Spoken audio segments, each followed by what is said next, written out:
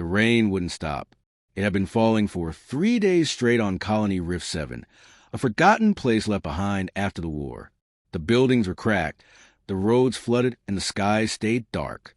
Most people had left long ago, but Mira had stayed. She was 16, brave, a little stubborn, and she liked to explore old things, ruins, tunnels, caves, anything the grown-ups called dangerous. That morning, Mira wore a torn gray coat and muddy boots. Her hood was soaked, but she didn't care. She had found something strange. On her scan of the night before, something big was moving near the edge of the colony ruins. Something that didn't match any known machine or animal. She had to see it. Mira followed the broken fence line past the collapsed solar fields. Water splashed around her legs. Her boots sank into soft ground. She passed an old warning sign, Tunnel Zone, sealed after flood. She ignored it. She always did. When she reached the old service road, she stopped and her heart skipped a beat. Addie, the mouth of the flooded tunnel. Something stood huge, still wings folded like black glass. Its body shimmered slightly, even in the gray rain. It had 4 legs, a long tail, and a head shaped like a bird or maybe a serpent. Its eyes glowed faint gold. It was a dragon, but not from Earth. It was alien and it was real. Mira ducked behind a fallen beam. Her breath came fast. She had read about creatures like this in old files. Most had been hunted or killed during the conflicts. None were supposed to be here. But this one wasn't moving. It wasn't flying. It just stood silent, watching the tunnel. The tunnel itself was half underwater. The entrance was cracked, and thick green water reached several feet deep. Bubbles rose from the far end like something shifted below. The dragon never turned its head, never looked away from the water. Mira stayed hidden for a long time. She watched the creature carefully. It didn't roar, didn't breathe fire, didn't patrol. It simply stood in the rain like a statue made of night and shadow. And then she noticed something strange. The dragon was wet, not just from rain, but soaked. Its wings dripped. Its chest heaved slightly, slow and tired. Mira narrowed her eyes. It wasn't guarding the tunnel, like a beast protects treasure. It was waiting, but for what? She slowly moved from her hiding spot, one step at a time. The rain masked her sound. The mud helped her stay quiet. She got within 10 m. Still, the dragon didn't move. She swallowed hard and took one more step. The dragon's head twitched just barely. Its eye turned, met hers. Mira froze. The air between them changed. Not hot, not cold, just heavy, like sadness. She raised both hands. "I'm not here to hurt you," she whispered. The dragon blinked slowly. It didn't growl, didn't raise its wings. It just stared at her, like it was trying to remember something. Then it turned its head back toward the tunnel and lowered it. Not like an attack, more like a bow. Mira stared. She didn't understand. She stepped forward again, carefully, slowly. The dragon stayed still. She reached the tunnel edge. The water smelled stale. A few pieces of broken tech floated near the entrance. There was something deep inside, something humming beneath the surface. She looked back at the dragon. It didn't stop her, didn't move. It just watched. Mira knelt at the edge of the water. There was definitely something down there, not just walls and stone. She could feel it in her bones. A strange warmth, deep hidden calling. But calling to what? To her? To the dragon? Or to something else? The rain kept falling. The dragon stayed where it was, and Mira whispered, "What are you guarding down there?" The dragon didn't answer, but in its eyes, she thought she saw tears. Mira came back the next day. She couldn't stop thinking about it. The alien dragon, the flooded tunnel, the strange sadness in its eyes. She barely slept that night. The storm had slowed, but her thoughts were louder than ever. Why didn't the dragon chase her? Why didn't it roar or fly away? Why did it just watch? She had to know. She returned with a flashlight, a new waterproof coat, and an old data pad. The water around the tunnel had risen overnight. Trees were half underwater now. The grass had turned to swamp, but the dragon was still there, exactly the same, standing like a statue, soaked in rain, unmoving, its head faced the tunnel, just like before. Mira stepped out from the brush, her boots squelching in the mud. She was nervous, but her heart didn't race like yesterday. Something inside her knew it wouldn't hurt her. Still, she moved slowly, carefully.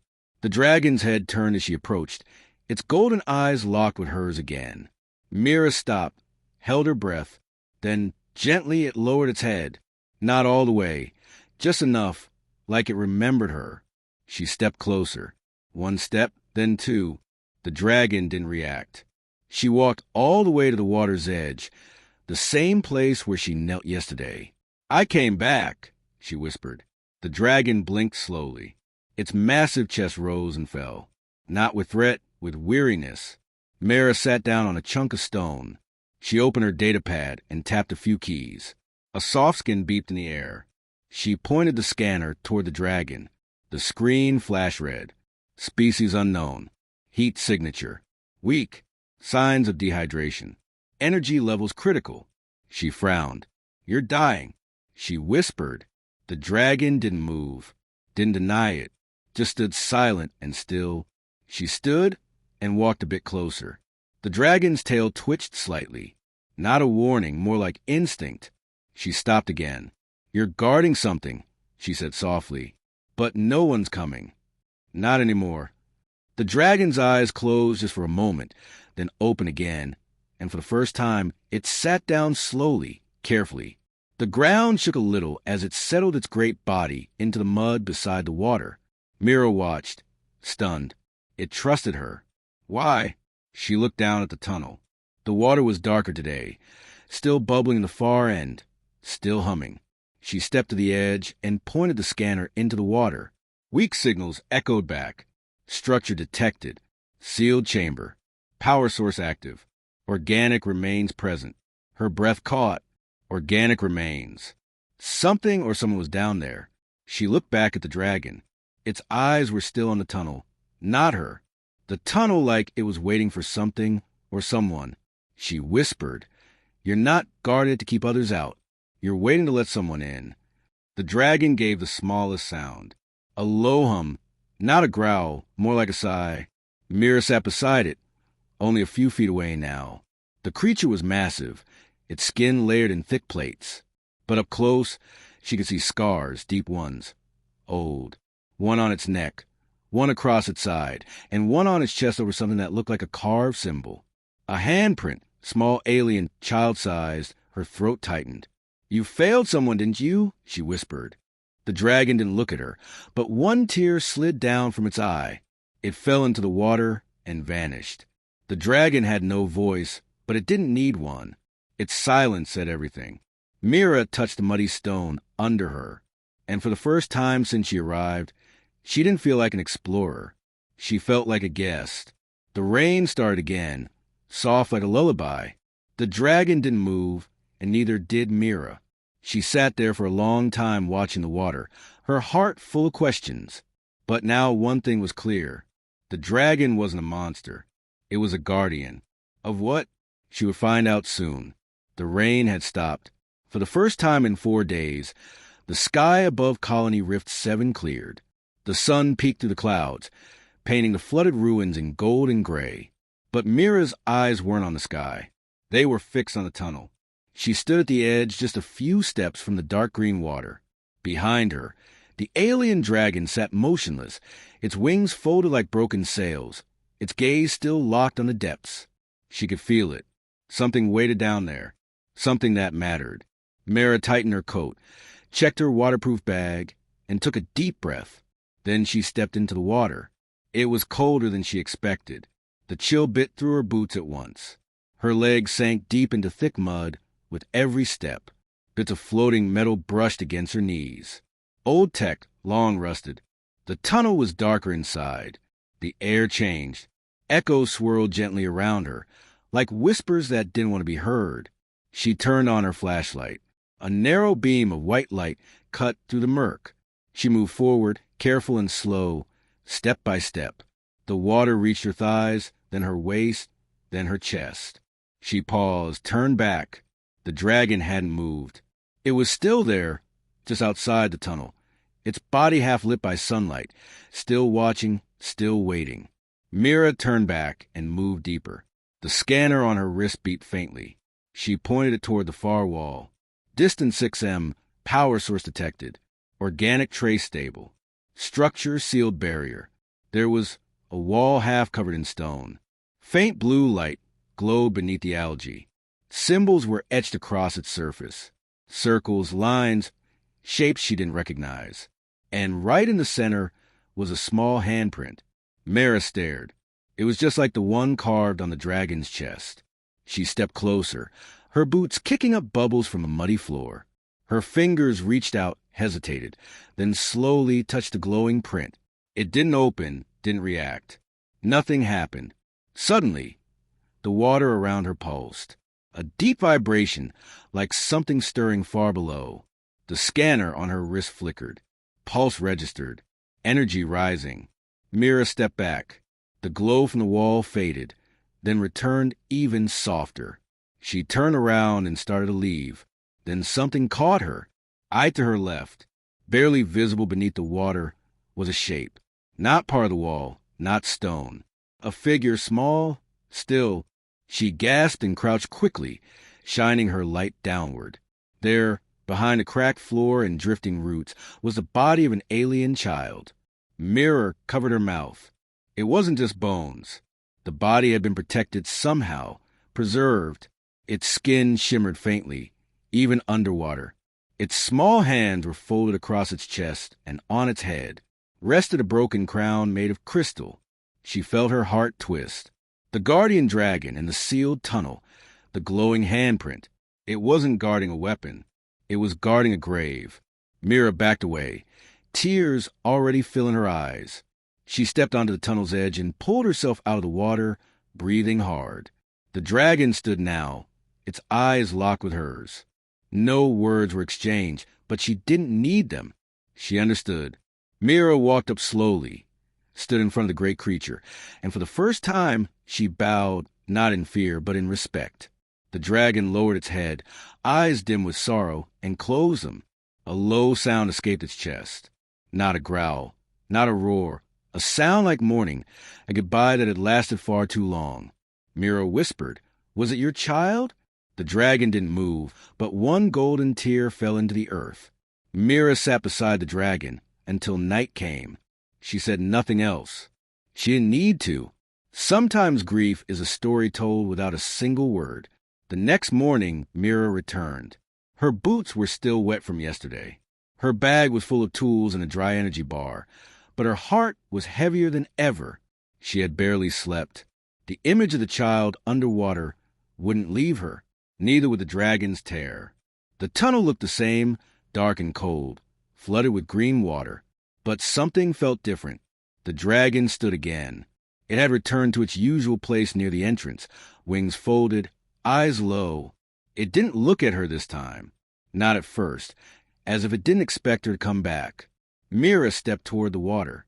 The dragon's head turned just slightly. She paused, then nodded to it like a promise, and waded back in. The water was colder today. The tunnel seemed deeper, but Mira didn't stop. She knew where she was going now. Straight to the glowing wall beneath the surface. She reached the barrier in minutes. The same handprint, the same strange symbols. She pressed her fingers against the stone again. Nothing. She tried her scanner. Still nothing. The data pad flashed a line. Biometric lock. Denied. She clenched her jaw. Why? She swam up, took a deep breath, then went back under. This time she examined the wall carefully. There were faint carvings around the handprint. Not just symbols, but patterns, tiny lines like musical notes. Some repeated, others were curved like waves. And near the bottom, barely lit, were small circular shapes, echoes of sound. It wasn't just a lock. It was a song. Mirror surfaced again. Heart racing. Back on dry ground, she sat down and opened her data pad. She zoomed into the image she had scanned earlier. The carvings were clearer now. She pulled out an audio tool and tapped gently on a few shapes. The tones were soft, beautiful notes in an alien scale. Not a key, a melody, a lullaby. Mira looked up at the dragon. It watched her now, silent. She stood and spoke clearly. It's not just a door. The dragon blinked. It needs a song of voice. The dragon stepped forward. Its head lowered again. This time it hummed, soft, low, a single tone, and Mira felt in her chest. The dragon didn't know the full melody, but it remembered the sound. That evening, Mira sat by the tunnel and hummed, too. She didn't know the song, not yet, but she listened to the dragon's hum. She matched the notes on her pad slowly, patiently, piece by piece. The next morning, she tried again. Water reached her chest. She touched the wall. This time, she didn't press hard. She placed her fingers gently and whispered a note. Just one. The wall glowed faintly, briefly, but it heard her. She rushed out, breath quick, heart racing. I heard you, she whispered.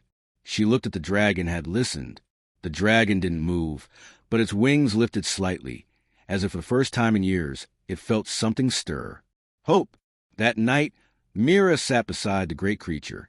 They didn't speak, but they both looked at the tunnel, at the sleeping door beneath the flood, and Mira whispered into the night, I'll find the full song. The dragon closed his eyes, not in pain, not in defeat, but in trust. Mira didn't sleep that night. She stayed close to the dragon, curled under a piece of tarp between tree roots, the sound of rain gently tapping above. But her mind kept drifting back to the glowing wall, the song carved in stone, and the small figure beneath the water. She had touched something ancient. Now it was touching her back. The next morning, the air was strange, still heavy, almost like the sky was holding its breath. The dragon stood where it always did, but its head was tilted, watching her as if it knew this day would be different. Mira stepped into the water once more. No hesitation this time, only purpose. The tunnel welcomed her. The water shimmered around her legs. A soft light pulsed beneath the surface, not from her flashlight, from somewhere else. As she reached the sealed wall, the light grew brighter. Then she heard it, a sound, faint, familiar, not from her data pad, not from the dragon, but from the water. She crouched and listened. A melody, soft, like a child humming. Then, without warning, the wall glowed and the water turned to memory. Images bloomed around her like smoke underwater. She gasped. It wasn't real, but it felt alive. She saw a room round and silver, full of glowing plants and floating crystals. An alien child smiling, arms outstretched, small, thin, full of joy. And behind him, the dragon. But it was different then. Smaller, smoother, glowing with blue light instead of gold. A companion, protector. The memories shifted. The child and dragon sat near a pool. The child hummed softly. The same tune. The same song carved into the wall. A lullaby. Mira's eyes filled with tears. It was a song, the one that opened the door. Then darkness, alarms, flashes of red, a roar of explosions. The ground shook. The dragon spread its wings, curled around the child. But the memory was breaking. The child screamed. The water shook. The tunnel groaned. Mira was pulled back to the present, gasping, soaked, trembling. The wall dimmed again. The water went still. The memory had ended. She crawled back to the tunnel edge and sat there, knees pulled to her chest. She didn't cry. Not yet. But she stared at the water, like it had spoken directly to her soul. Behind her, the dragon approached. It stood near her quietly, and for the first time, it sat beside her. Close. Mira whispered, He was yours. The dragon didn't move. She nodded to herself. He trusted you. He loved you. The dragon lowered its head just slightly. Mira looked at its chest, at the old scar in the shape of a child's hand. It wasn't just a memory. It was a mark of grief, and maybe of guilt. I saw it, Mira said. I saw the child, the song. I think I can finish it. The dragon looked at her, hope flickering behind its golden eyes. Mira reached into her bag, pulled out her data pad, and pressed record. Then she hummed softly. Note by note, she added the part from the memory, then matched it with the symbols, then filled in the gaps. By sunset, the lullaby was complete. She didn't know the words, but the melody was clear, clear enough to open something forgotten. That evening, Mira sat with the dragon once more. They didn't speak. They just listened to the wind, to the earth, to the silence of something sacred returning. The wind was still. Even the leaves didn't move. Mira stood ankle-deep in the water, eyes fixed on the tunnel. The sky above was painted with gold and gray, as if it too was waiting for something to end or begin. Behind her, the dragon stood like a mountain, silent, wings tight, head low. It hadn't moved in hours, but its eyes never left her. It knew this was the moment. Mira walked slowly into the water. Her bag was gone. Her data pad left behind. She carried nothing except a song. A lullaby she pieced together from echoes, memories, and love. The song of a child lost. The song of a guardian who never left. She stepped deeper, waist high. Now the light from the wall, under the water, was pulsing again. The symbols glowed faint blue. The tunnel itself felt warmer, alive, like it was breathing with her. She stopped in front of the sealed wall, closed her eyes, and began to hum. The notes were soft, broken at first. Her voice cracked, but the tunnel listened. She hummed again, steadier, and then sang wordless, note by note. The melody filled the flooded passage. Each sound wrapped around the stone, like fingers turning an old key. Then the water rippled. The glowing handprint lit up, brighter, until the wall itself began to shift. Stone slid beneath water. Air hissed from old vents. The sound was not loud, but ancient, like something finally releasing a breath held for years. Mira stepped back. The door was opening. Behind her, the dragon let out a sound, not a roar, not a cry, but something deeper, like a soul cracking open. It walked into the water for the first time since Mira arrived. Slow, careful. Its head dipped low, and it knelt right there in the shallow flood. Mira turned and saw it. The dragon, once towering, now bowed like a grieving parent. Its wings touched the surface. Its chest heaved, and its golden eyes were wet. Inside the chamber, the tunnel drained not fast but steady. The song had not just opened a door. It had begun the healing. The child's body remained where it had always been, still cradled in light.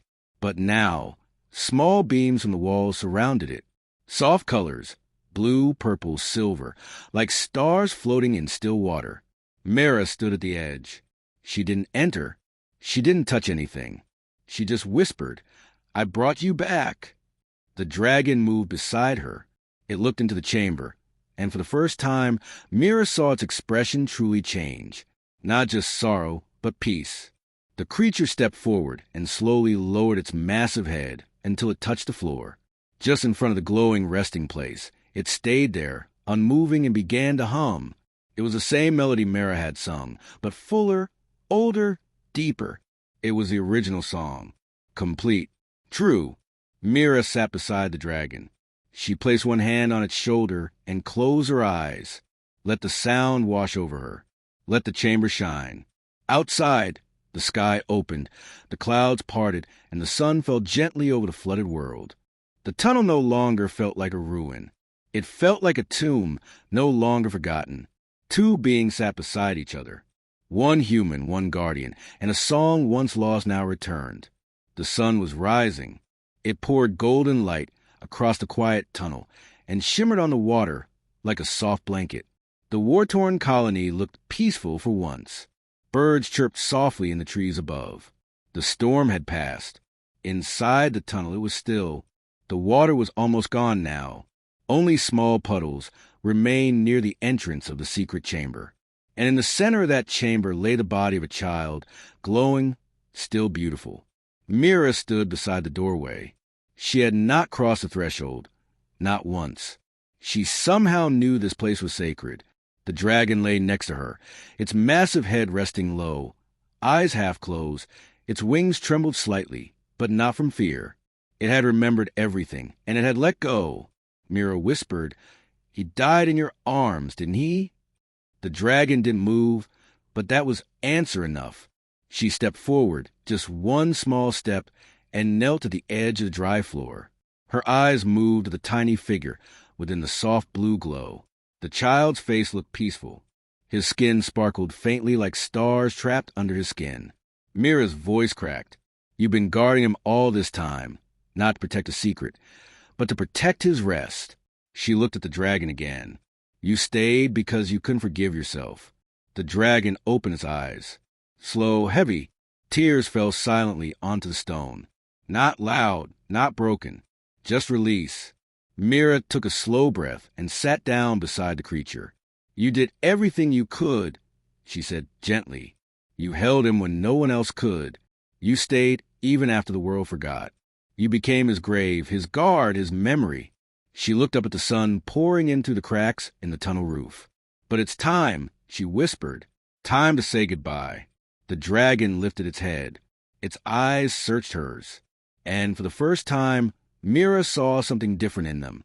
Not sorrow, not pain, but peace. Mira stood and pulled out something from her pocket, a small crystal shard.